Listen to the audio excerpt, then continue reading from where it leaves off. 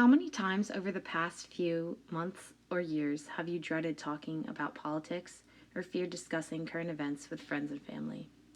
For many people, especially me, talking about the state of our country has become a chore, especially after the last few presidential elections. In my opinion, this is the greatest flaw of the American people. But what if it didn't have to be this way? Some of the best and most meaningful conversations I've had were with people whose views did not align with mine. What if everyone could experience these kinds of interactions on a daily basis? My solution to this problem is simple. I've created an online forum for like-minded people to connect with each other. This is the public forum I created through Wix.com, an online website builder.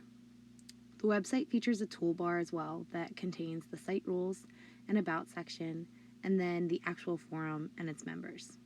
I've titled my site the Anti-Comfort Zone.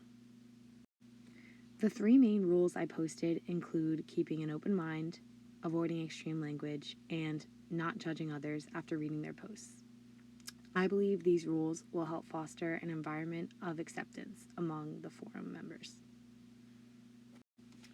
Finally, the About This Forum page explains why I made the website and how I hope others will be affected by it. So, why participate in the anti-comfort zone?